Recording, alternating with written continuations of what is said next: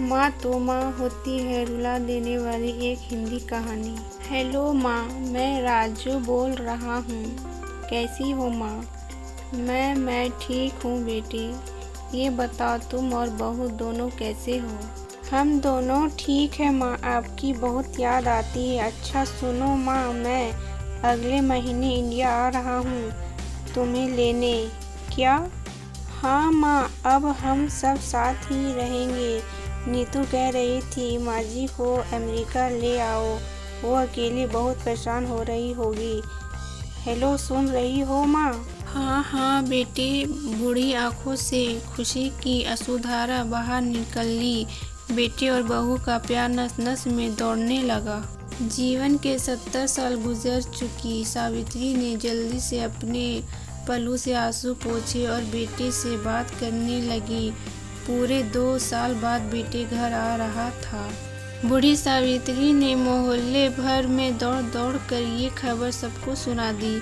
सभी खुश थे कि चलो बुढ़ापा चैन से बेटे और बहू के साथ गुजर जाएगा। राजू अकेला आया था। उसने कहा कि माँ, हमें जल्दी ही वापस जाना है, इसीलिए जो भी रुपए पैसे किसी से लेना है वो लेकर रख लो, और तब तक मैं किसी प्रॉपर्टी डीलर से मकान की बात करता हूँ। मकान? माँ ने पूछा। हाँ माँ, अब ये मकान बेचना पड़ेगा, वरना कौन इसकी देखभाल करेगा?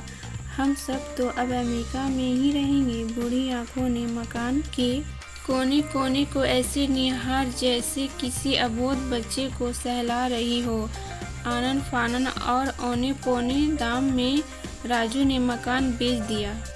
सावित्री देवी ने वो ज़रूरी सामान समेट जिससे उनको बहुत ज़्यादा लगाव था। राजू टैक्सी मंगवा चुका था। एयरपोर्ट पहुंचकर राजू ने कहा, माँ तू यहाँ बैठ, मैं अंदर जाकर सामान की जांच और बोर्डिंग और वीज़ा का काम निपटा लेता हूँ।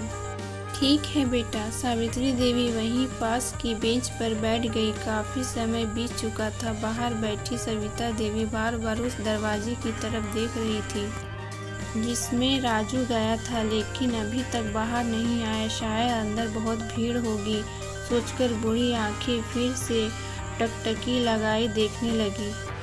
अंधेरा हो चुका था। एयरपोर्ट के बाहर गमागमी कम हो चुकी थी। माँ जी किससे मिलना है? एक कर्मचारी ने विधा से पूछा।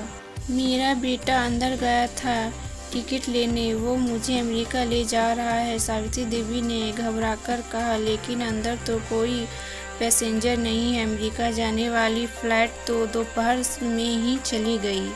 क्या नाम था आपके बेटे का? कर्मचारी ने सवाल किया। राजू। सावित्री के चेहरे पे चिंता की लकीर उभर आई।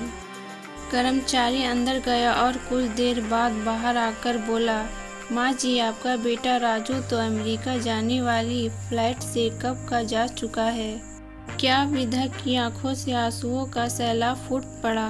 बूढ़ी माँ का रोम रोम कफ उठा। किसी तरह वापस घर पहुंची जो अब बिक चुका था। रात में घर के बाहर चबूतरे पर ही सो गई। सुबह हुई तो दयालु मकान मालिक ने एक कमरा रहने को दे दिया। पति के पेंशन से घर का किराया और खाने का काम चलाने लगा।